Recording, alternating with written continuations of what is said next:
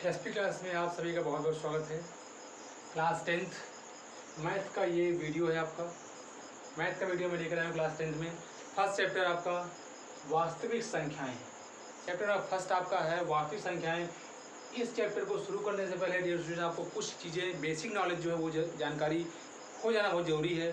जैसे संख्याओं का आपको जो बेसिक नॉलेज है वो आपका होना बहुत ज़रूरी है। ठीक है, तो संख्याओं में सबसे पहले हम वास्तविक संख्या स्टार्ट करना चाहिए। तो वास्तविक संख्या को समझने का प्रयास करते हैं कि ये वास्तविक संख्याएं होती क्या है। वास्तविक संख्याएं क्या होती हैं? वास्तविक संख्या रियल नंबर्स आखिर में क्या होते हैं? तो देखिए इसकी डिफिनेशन क्या है कि वे संख्याएं जो परिमेय और अपरिमेय, किससे, जो परिमेय और अपरिमेय संख्याओं से मिलकर बनी होती हैं वो क्या कहलाता है? आपका वास्तविक संख्या है ना। जो परिमेय और अपरिमेय संख्याओं से मिलकर बना होता है वो क्या होता है? वास्तविक संख्या होता है ना। इसे कैपिटल आर से डिनोट किया जाता है। किससे? कैपिटल आर से। तो जैसे मैंने क्या बताया कि आपका वास्तविक संख्या हो क्या होता है? वास्तविक संख्याएं वे संख्या होती हैं जो परिमेय और अपरिमेय संख्याओं से मिलकर बना होता है और जिसको कैपिटल आर से प्रदर्शित किया जाता है। किससे प्रदर्शित किया जाता है? कैपिटल आर से। तो इस आधार पर आपने समझा कि भाई वास्तविक संख्याएं परिमेय और अपरिमेय से मिलकर बनी होती हैं। तो परिमेय और अपरिमेय मतलब कि क्या हुए? इसके दो भाग हुए, है ना। परिमेय और अपरिमेय इसके दो भागों में, मतलब वास्तविक संख्याओं को दो भागों में बांटा गया है। कौन कौन से? परिमेय संख्याएं और अपरिमेय संख्याएं, है ना। परिमेय संख्या और अपरिमेय संख्या, जिसको बोलते हैं रेशनल नंबर, है ना। इसको क्या बोलते हैं? Rational number.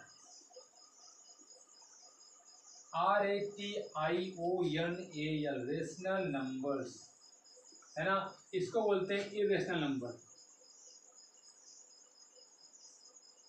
इरेशनल नंबर्स, है ना।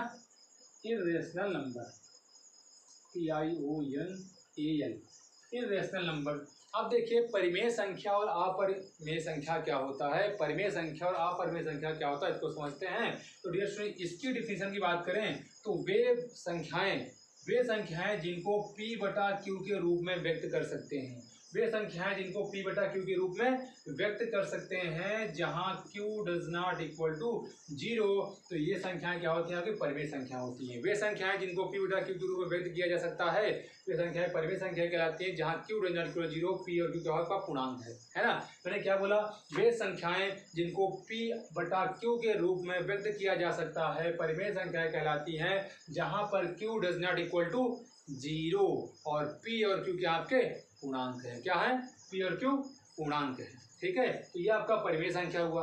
अब बात ये आती है कि P/Q के रूप में किन किन संख्याओं को आप व्यक्त कर सकते हो। तो डियर जैसे देखें 1 2 3 4 5 6 7 इस तरीके की जो संख्याएं हैं सभी के सभी क्या हैं?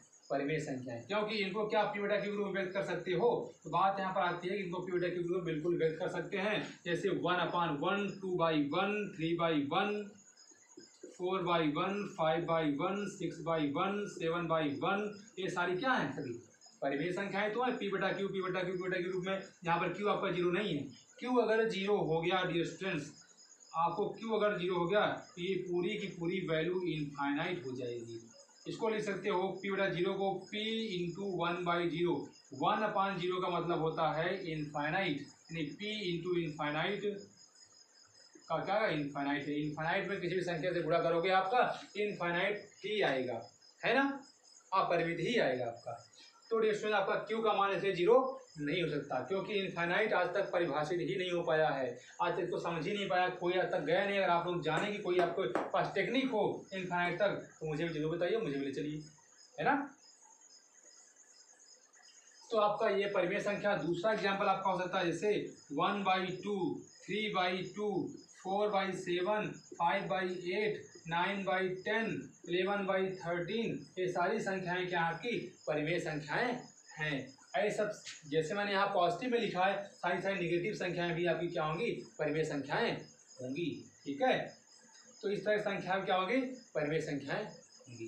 ओके गाइस, जैसे मैं आपको यहाँ पर ये लिखूँ √4, √9, 16, √25, √36, √49, ये सारी संख्याएं भी क्या है आपकी परिमेय संख्याएं हैं, क्योंकि इनका वर्गमूल निकल जाएगा। इसका 2 आएगा, इसका 3 आएगा, इसका 4 आएगा, इसका 5, इसका 6, इसका 7, है ना। ये सब क्या है परिमेय संख्या आपकी है। अब बात करते हैं अपरिमेय संख्याओं की, ठीक है। तो अपरिमेय संख्याएं क्या होती हैं, इसके पहले, इसको जानने से पहले अपरिमेय संख्या क्या होती है समझ लो। इसको कैपिटल क्यू से डिनोट किया जाता है। किससे? कैपिटल क्यू से इसको डिनोट किया जाता है परिमेय संख्याओं को, ठीक है। अपरिमेय संख्याएं क्या होती है इसको समझते हैं। अपरिमेय संख्याएं वे संख्याएं होती हैं जिनको पी बटा क्यू के रूप में व्यक्त नहीं किया जा सकता, है ना। जिनको पी बटा क्यू के रूप में व्यक्त नहीं किया जा सकता आपका अपरिमेय संख्या होती है। क्या होती है? अपरिमेय संख्याएं होती हैं। तो ऐसी कौन कौन संख्याएं हैं जिनको हम परिमेय संख्या के रूप में व्यक्त नहीं कर सकते हैं, है ना। ऐसी कौन कौन सी संख्याएं हैं जिनको हम परिमेय संख्याओं के रूप में व्यक्त नहीं कर सकते हैं? तो ऐसी संख्याएं आपकी डियर स्टूडेंट्स √2, √3, √5, √6, √7, √10, √11, ऐसी बहुत सारी संख्याएं आपकी मिलेंगी जिनको अपरिमेय संख्याओं के रूप में व्यक्त करना असंभव है। अभी तक असंभव हुआ है इनको पी बटा क्यू के रूप में व्यक्त कर पाना, है ना। अब हो सकता है आप में से कोई महानुभाव, कोई महान गणितज्ञ बने जो कोई ऐसी टेक्निक खोज दे कि ये क्या हो जाए, इनको पी बटा क्यू के रूप में व्यक्त कर दो। इसलिए मैंने क्या बोला कि अभी तक असंभव है, बाकी आप कुछ भी कर सकते हो, है ना। आपका एक इसी में होता है पाई भी क्या होता है आपका अपरिमेय संख्या होता है, जिसको आप लोग सोचते हो 22/7 इसका मान होता है। तो कैसे ये अपरिमेय संख्या है, वास्तव में ये आपका अपरिमेय संख्या ही होता है। इसको डिवाइड करेंगे तो आपका 3.3 करके आपका समथिंग करके आएगा, है ना। तो ये जो आपका यहाँ पर नंबर्स आएंगे उनका रिपीट होने का कोई क्रम नहीं होगा, इसलिए आपका अपरिमेय संख्या कहलाएंगे, ठीक है। पाई आपका क्या होता है? अपरिमेय संख्या होता है। तो डियर स्टूडेंट आपको यहाँ पर एक नंबर और समझना है, एक्सपोनेंशियल, जिसको चर घातांकी बोलते हैं। ये भी आपका क्या होता है? अपरिमेय संख्याएं होती हैं, ठीक है। ये संख्या क्या होती है आपकी? अपरिमेय संख्या। ये तीनों ही प्रकार की संख्याएं जो होती हैं क्या होती है? अपरिमेय संख्याएं होती हैं। तो डियर स्टूडेंट्स आपको ये बात समझना है, अपरिमेय संख्या क्या था? एक फैमिली थी संख्याओं की, उसका मुखिया कौन था? वास्तविक संख्या, कैपिटल आर, रियल नंबर। उनके 2 पुत्र हुए, परिमेय संख्या, अपरिमेय संख्या। अपरिमेय संख्या वंश को आगे बढ़ाने में सफल नहीं हो सका, परिमेय संख्या अपने वंश को आगे बढ़ाकर ले गया। जब ये अपने वंश को आगे बढ़ाकर ले गया तो आखिर में इनके वंश में और कौन कौन है, तो इसको आप नोट कर लीजिए, ठीक है। वीडियो को रोकिए और इसको नोट करिए, ठीक। अब देखिए मैंने आपको क्या बोला, इसमें आपका क्या होता है, इसमें इनके पुनः 3 पुत्र। और लोग कितने पुत्र हुए? 3 पुत्र। कौन कौन से 3 पुत्र हुए? इनके 3 पुत्र। पहला प्राकृतिक संख्या। कौन? प्राकृतिक संख्या, जिसको आप नेचुरल नंबर बोलते हो, नेचुरल नंबर, ठीक है, जिसको कैपिटल एन से डिनोट किया जाता है। दूसरा आपका होता है पूर्ण संख्या, जिसको आप होल नंबर बोलते हो, जिसको कैपिटल डब्ल्यू से डिनोट किया जाता है। तीसरा आपका होता है पूर्णांक। तीसरा क्या होता है आपका? पूर्णांक, जिसको हम लोग यहाँ पर कैपिटल जेड से डिनोट करते हैं। इसको इंग्लिश में इंटीजर बोलते हैं। इसको कहीं कहीं आई से भी डिनोट किया जाता है, इंटीजर, ठीक है।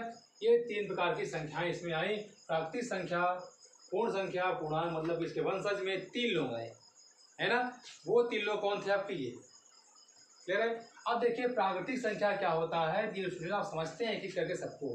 तो आप लोग अभी तक जिन संख्याओं का यूज आप करते आए हो, है ना, आप लोग अभी तक जिन संख्याओं का यूज करते आए हो वो प्राकृतिक संख्याएं यूज की आप लोग। अब सोचिए आप दुकानदार के पास जाते हैं, क्या कभी आपने बोला भैया हमें -2 किलोग्राम -2 किलोग्राम शक्कर दे दो। कभी बोला क्या आपने? बिल्कुल नहीं, कभी नहीं बोला आपने -2 किलोग्राम शक्कर दे दो। कभी आपने -2 का प्रयोग किया? नहीं। कभी आपने शून्य का प्रयोग किया? भैया मुझे शून्य शून्य कोलगेट दे दो, या मुझे 0 किलोग्राम शक्कर दे दो। भाई 0 किलोग्राम शक्कर है, 0 कोलगेट क्या है? मतलब कुछ नहीं। तो ऐसा तो बोलोगे नहीं आप दुकानदार के पास जाकर, है ना। तो आप दैनिक जीवन में इन संख्याओं का जीरो या माइनस वाली संख्याओं का प्रयोग नहीं कर रहे हो। तो सिंपल सी बात है, आप किसका प्रयोग करो? 1 से लेकर 9 तक की संख्याओं का प्रयोग कर जाओगे, है ना। तो देखिए इसकी डिफिनेशन में क्या बोलेंगे, प्राकृतिक संख्याओं की डिफिनेशन में क्या बोल सकते हैं, है ना। किसी वस्तु को, है ना, किसी वस्तु को मापने, तोलने या गिनने, है ना, किसी वस्तु को मापने, तोलने या गिनने के लिए जिन संख्याओं का प्रयोग किया जाता है वो प्राकृतिक संख्याएं कहलाती हैं। किसी वस्तु को मापने, तोलने या गिनने के लिए जिन संख्याओं का प्रयोग किया जाता है वो क्या कहलाती हैं? प्राकृतिक संख्याएं कहलाती हैं। प्राकृतिक संख्याएं में जो संख्याएं होती हैं कौन कौन सी होती हैं? 1 2 3 4 5, इस प्रकार से आपकी पूरी की पूरी पॉजिटिव 1 से लेके इनफाइनाइट तक जो पॉजिटिव संख्याएं हैं सभी की सभी क्या होती हैं? आपकी प्राकृतिक संख्याएं होती हैं। 1 से लेके इनफाइनाइट तक जो आपकी सारी की सारी धनात्मक संख्याएं हैं क्या होती हैं? आपकी प्राकृतिक संख्याएं होती हैं।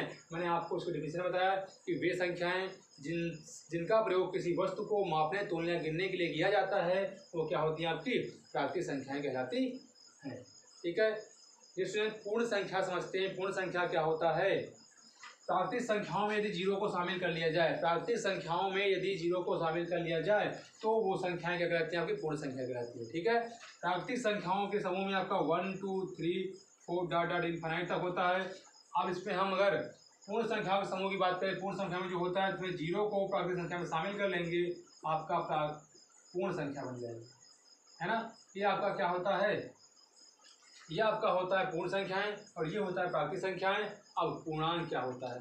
तो डियर स्टूडेंट, पूर्णांक को समझने के लिए हम संख्या पद्धति का प्रयोग करते हैं। इसका प्रयोग करते हैं, संख्या पद्धति का प्रयोग करते हैं। सॉरी, संख्या पद्धति बोले जो आपका नंबर लाइन होता है उसका प्रयोग करते हैं, है ना। नंबर लाइन यानी कि संख्या रेखा। ठीक है, आपको मालूम संख्या रेखा पर यहाँ पर शून्य होता है, इधर आपकी पॉजिटिव संख्याएं होती हैं और इधर आपकी निगेटिव संख्या होती है, है ना। इधर पॉजिटिव संख्याएं उधर निगेटिव संख्याएं। क्लियर है? तो आपको ध्यान से देखना है, पूर्णांक को हम इसे परिभाषित करने चल रहे हैं। पूर्णांक है क्या? ध्यान समझना है। संख्या रेखा पर स्थित शून्य के, ये कौन सा है? दाईं की बाईं? आपका दाईं ओर, है ना, दाईं ओर है। तो क्या बोलोगे कि संख्या रेखा पर शून्य के दाईं ओर, क्या बोलेंगे? संख्या रेखा पर शून्य के दाईं ओर, शून्य के दाईं ओर स्थित सभी पूर्ण अंक वाली संख्याएं और शून्य के बाईं ओर स्थित सभी पूर्ण अंक वाली संख्याएं तथा जीरो, ये सभी संख्याएं पूर्णांक कहलाती हैं। क्या बोलेंगे? संख्या रेखा पर शून्य के दाईं ओर वाली पूर्णांक वाली संख्याएं, शून्य के बाईं ओर वाली पूर्णांक वाली संख्याएं तथा शून्य को मिलाकर पूर्णांक संख्याओं का समूह बनता है ना, पूर्णांकों का समूह बनता है और उसमें प्रत्येक जो संख्याएं होती हैं पूर्णांक संख्याएं कहलाती हैं। ठीक है, तो आपको समझ में आ गया होगा कि आपकी पूर्णांक क्या होता है। पूर्णांक क्या होता है? संख्या रेखा पर शून्य के बाईं ओर तथा शून्य के दाईं ओर वाली सभी पूर्णांक वाली संख्याएं, है ना, और शून्य को शामिल करने पर जो आपका समूह प्राप्त होता है वो पूर्णांक संख्याओं का समूह कहलाता है, पूर्णांक कहलाते हैं, है ना। ये चीज क्लियर हो गया? पूर्णांक आपको समझ में आ गया। तो बात करते हैं अब पूर्णांक। इसमें क्या हुआ, क्या इनके वंशज में 3 लोग तो आए लेकिन इनका वंशज आगे नहीं बढ़ पाया, इनका भी वंशज आगे नहीं बढ़ पाया। ये अपने वंशज को एक बार बढ़ाने में सहायक सिद्ध हुई, अपने वंशज को बढ़ा सकेगी। अब इनके वंशज में आए कौन कौन? ध्यान दीजिएगा, इसको W से, इसको कैपिटल Z से डिनोट किया जाता है। अब बात करते हैं कि इनके वंश में आए कौन कौन लोग। ठीक है, इनके वंश में पहले तो धनात्मक पूर्णांक आया, इसको पॉजिटिव इंटीजर बोलते हैं।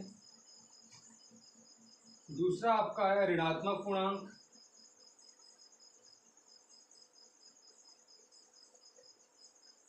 और तीसरा जो है आपका शून्य पूर्णांक। तीसरा क्या आपका शून्य पूर्णांक, पहला धनात्मक पूर्णांक, दूसरा ऋणात्मक पूर्णांक, तीसरा शून्य पूर्णांक, है ना। धनात्मक पूर्णांक क्या है, संख्या रेखा मैंने बनाया था अभी, तो संख्या रेखा पर शून्य के दाईं ओर स्थित सभी शून्य, सभी ध्यान देना, मैंने क्या बोला, संख्या रेखा पर शून्य के दाईं ओर, ये आपकी संख्या रेखा थी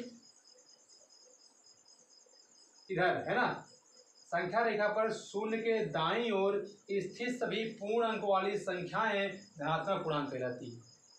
ठीक है, धनात्मक पूर्णांक क्या होगा, संख्या रेखा पर शून्य के बाईं ओर स्थित सभी ऋणात्मक पूर्णांक, ऋणात्मक पूर्णांक कहलाते हैं ना। संख्या रेखा पर शून्य के बाईं ओर स्थित सभी संख्याएं क्या कहलाती हैं, ऋणात्मक पूर्णांक कहलाती है। शून्य, संख्या रेखा पर स्थित शून्य को क्या बोलते हैं, शून्य पूर्णांक बोलते हैं। ठीक है, इसको हम यन भी बोल सकते हैं या आर प्लस जेड प्लस बोलते हैं।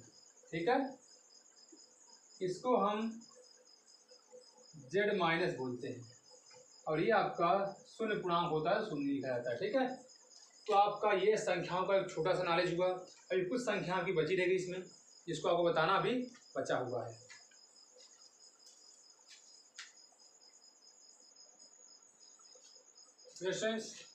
अब देखते हैं हम लोग कुछ अन्य संख्याओं के बारे में, जैसे अन्य संख्या भी कौन कौन सी हैं,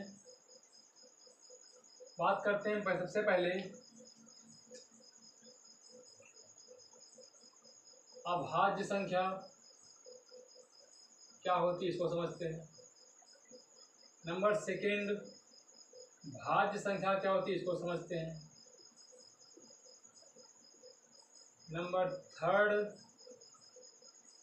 सभाज्य संख्या होती है, इसको समझते हैं, सभाज्य संख्या, इसको बोलते हैं प्राइम नंबर। प्राइम नंबर इसको बोलते हैं कंपोजिट नंबर, इसको बोलते हैं को प्राइम नंबर है। अब बारी बारी से इन तीनों को हम अध्ययन करते हैं। तीनों है क्या, आपका अभाज्य संख्या क्या है, अभाज्य संख्या क्या है, दूसरा आप समझते हैं इसको। अभाज्य संख्या यानी कि प्राइम नंबर्स क्या होते हैं, वे संख्याएं, अभाज्य संख्याएं वे संख्याएं होती हैं जो स्वयं या एक के अलावा किसी अन्य संख्या से विभाजित ना हो। वे संख्याएं जो स्वयं या एक के अलावा किसी अन्य से विभाजित ना हो, वो अभाज्य संख्याएं होती हैं। जैसे डिविजन में आपको बताता हूँ, 2 को चेक करिए, क्या 2 और 1 और 2 के अलावा किसी अन्य संख्या से भी कटेगी। 1 से तो सभी संख्याएं कट जाती हैं, 2 से कटेगा, कट जाएगा। क्या अन्य किसी संख्या से भी 2 कटेगा? नहीं, बिल्कुल भी नहीं। तो ये आपका अभाज्य संख्या हो गया, है ना। 3 को चेक करो, 3 आपका या तो स्वयं 3 से कटेगा या तो 1 से कटेगा, इसके अलावा किसी भी संख्या से नहीं कटेगा 3। अगर हम बात करें यहाँ पर 5 की, तो 5 भी एक ऐसी संख्या है जो या तो स्वयं 5 से कटेगा या तो 1 से कटेगा। अगर हम बात करें 7 की, तो 7 भी एक ऐसी संख्या है जो या तो स्वयं से कटेगा या तो 1 से, है ना। इसके बाद बात करें 11 की, ऐसे ही 13 की, 17 की, 19 की, 23 की, 29 की, ऐसे ही आपकी कई सारी संख्याएं आपकी मिलेंगी जो कि अभाज्य संख्याएं होंगी। मैंने अभाज्य संख्याओं में वो क्या बताया, प्राइम नंबर्स क्या बताया कि वे संख्याएं जो एक या स्वयं के अलावा किसी अन्य संख्या से विभाजित ना हो, वो क्या कहलाती हैं, आपकी अभाज्य संख्याएं कहलाती हैं। तो देखो, इसमें एक बात जानने वाली ये है कि सिर्फ 2, नोट में आप लिख लीजिएगा कि सिर्फ 2 क्या है, सिर्फ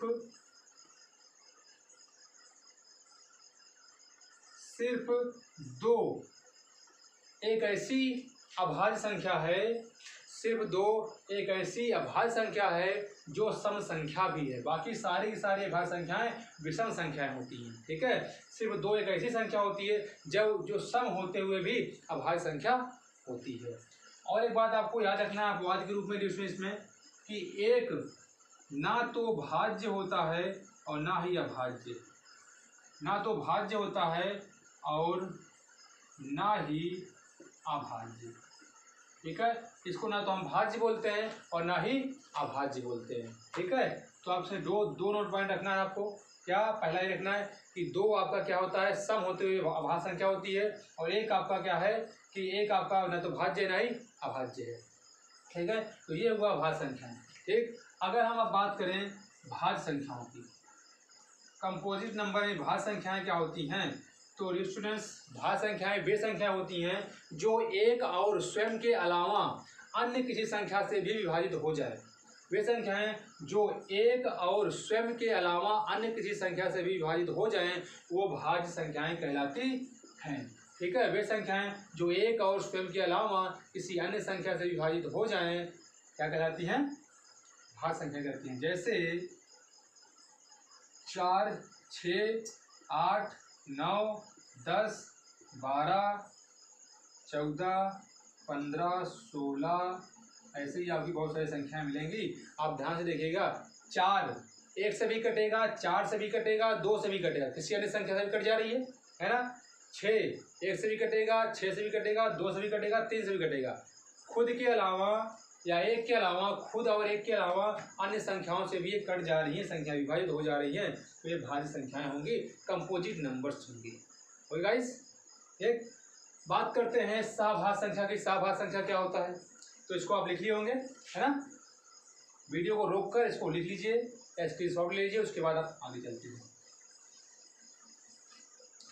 अब देखिए क्या इसमें होगा, सहभाज्य संख्या तीसरी वाली समझते हैं। सहभाज्य संख्याएं होती क्या हैं, 2 संख्याओं का एक ऐसा जोड़ा होता है जिनका मासा क्या हो, 1 होता है। ऐसी 2 संख्याओं का युग्म या ऐसे संख्या युग्म जिनका मासा क्या हो, 1 हो, जिनका मासा क्या हो, 1 हो, को प्राइम नंबर्स कहलाते हैं। क्या बोलेंगे, ऐसे संख्या युग्म, ऐसे संख्या युग्म जिनका मासा, मासा मतलब महत्तम समापवर्तक, महत्तम समापवर्तक, ऐसे संख्याएं, ऐसी संख्या युग्म जिनका महत्तम समापवर्तक 1 प्राप्त होता है, सहअभाज्य संख्याएं कहलाती हैं, सहअभाज्य संख्याएं कहलाती हैं। जैसे हम बात करें कि 1 और 2, 1 और 3, 1 और 5, 1 और 6 सारी संख्याओं का क्या है, महत्तम समापवर्तक 1 मिलेगा। 2 और 3, 3 और 4, 4 और 5, 5 और 6, इन सारी संख्याओं का महत्तम समापवर्तक क्या मिलेगा, 1 ही मिलेगा। एक बात आपको ध्यान देना है, इसमें हमें ये मतलब नहीं है कि जो संख्याएं दी गई हैं वो प्राइम है, मतलब अभाज्य है या अभाज्य है, अभाज्य है या भाज्य है, हमें इससे मतलब नहीं है। हमें ये देखना है कि जो दो संख्याएं दी गई हैं उनका मासा क्या 1 प्राप्त हो रहा है। जैसे हम 12, 13 की बात करें तो 13 आपका भाज्य संख्या है और 12 आपका भाज्य संख्या है, लेकिन इनका मासा क्या है, 1 प्राप्त हो रहा है, तो ये सहभाज्य संख्याएं होंगी। ये क्या होंगे, को प्राइम नंबर्स होंगे। ठीक है, अब इसके बाद बात करते हैं हम सम संख्या और विषम संख्या की।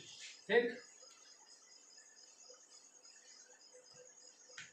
सम संख्या क्या होता है, सम संख्या यानी कि इवन नंबर्स। इवन नंबर्स क्या होता है, विषम संख्या क्या होता है, यानी कि ऑड नंबर्स। इवन नंबर्स और ऑड नंबर्स। सम संख्या क्या होता है, विषम संख्या क्या होता है, जल्दी समझ लेते हैं इसको। सम संख्याएं वे संख्याएं होती हैं जो 2 से विभाजित हो जाती हैं, संख्याएं सम संख्या कहलाती हैं आपकी, है ना।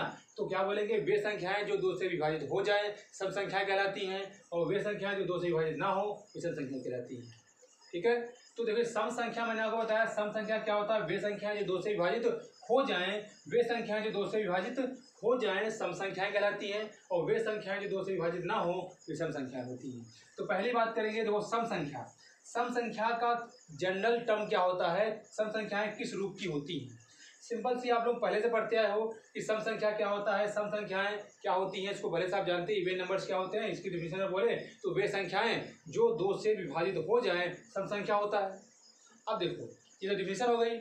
सम संख्याओं को, सम संख्याओं को 2n के रूप में व्यक्त किया जाता है, जहां आपका n क्या है, n आपका बिलोंग्स टू इंटीजर, मतलब n क्या है पूर्णांक है, जहां n क्या आपका n पूर्णांक है। ठीक है, अब देखो मैंने क्या बोला कि सम संख्याओं को 2n के रूप में व्यक्त किया जाता है जहां n पूर्णांक है। अब कहने का मतलब क्या है, 2n में अगर आप n का मान रखते जाओ, पूर्णांक रखते जाओ, तो आपका देखो सम संख्या मिलती चली जाएगी। जैसे आप n का मान 1 रखते हो, n बराबर 1 पर आपका क्या आ जाएगा, n बराबर 2 इंटू 1 कितना आ जाएगा, 2 आ जाएगा। n बराबर 2 पर 2 इंटू 2 4 आ जाएगा। n बराबर 3 पर 2 इंटू 3 कितना आ जाएगा, 6 आ जाएगा। n बराबर 4 पर 2 इंटू 4 8, ऐसे ही संख्या आपको मिलती जाएंगी, है ना। आप कुछ भी लो, नेगेटिव संख्या भी लेते हो, -1 -2 -3 -4, तो -2 -4 -6 -8 ऐसे मिलता चला जाएगा। नेगेटिव भले होंगे लेकिन होगी सम संख्या ही आपकी, है ना। यानी कि 2n के रूप का है, सम संख्या है 2n के रूप का है, इसका मतलब है n का मान आप रखते चले जाओगे तो आपको सम संख्या मिलती चली जाएंगी। तो हम क्या कहते हैं, सम संख्याओं को हम 2n के रूप में व्यक्त कर सकते हैं, व्यक्त किया जाता है। अब आपको एक बात समझना है, अगर सम संख्याओं में हमें एक जोड़ दें या एक घटा दें, क्या करें, सम संख्याओं में हम एक जोड़ दें या एक घटा दें तो क्या मिल जाता है। देखो यहाँ पर जैसे 2 है, 2 में अगर मैं एक जोड़ दिया तो 3 मिल गया, 4 में अगर मैं एक जोड़ दिया तो आपको 5 मिल गया, 6 में मैंने एक जोड़ दिया तो आपको क्या मिल गया, 7 मिल गया, 8 में मैंने एक जोड़ दिया तो आपको क्या मिल गया, 9 मिल गया, है ना। ऐसे ही अब देखो अगर मैं इसमें घटा दूँ, 2 में मैंने एक घटा दिया तो क्या मिल गया, 1 मिल गया, 4 में मैंने एक घटा दिया तो 3 मिल गया, 6 में मैंने एक घटा दिया तो 5 मिल गया, 8 में घटा दिया मैंने तो 7 मिल गया, ऐसे ही आगे भी। ठीक, अब ध्यान से देखो, अगर हम सम संख्याओं में एक जोड़ दें या घटा दें तो हमें क्या मिल जाता है, विषम संख्याएं मिल जाती हैं। क्या मिल जाती हैं, विषम संख्याएं मिल जाती हैं। ठीक है ना। तो सबसे पहले आप विषम संख्या डिफिनेशन का समझ लो। वे संख्याएं जो 2 से विभाजित नहीं होती हैं विषम संख्याएं होती हैं, ऑड नंबर्स होते हैं। अब इसमें क्या लिखेंगे, विषम संख्याओं को 2n, ध्यान दें, विषम संख्याओं को 2n+1 हमने बताया ना कि या जोड़ दें उसमें या घटा दें, है ना। 2n+1 या 2n-1 के रूप में व्यक्त किया जाता है। विषम संख्याओं को 2n+1 या 2n-1 के रूप में व्यक्त किया जाता है ना। मेरे ख्याल से आपको संख्याओं के बारे में पूरा जो बेहद ज्ञान दिया गया वो सब बहुत अच्छे समझ में आया होगा। डियर स्टूडेंट्स, आप लोगों को अगर ये वीडियो पसंद आता है तो लाइक करिए, शेयर करिए, सब्सक्राइब करिए और हमें प्रोत्साहन देते रहिए, प्रोत्साहित करते रहिए, क्योंकि आपका लाइक्स, शेयर और सब्सक्राइब भी हमारे लिए सबसे बड़ा प्रोत्साहन होगा, है ना। तो डियर स्टूडेंट्स, आज के लिए इतना ही, धन्यवाद।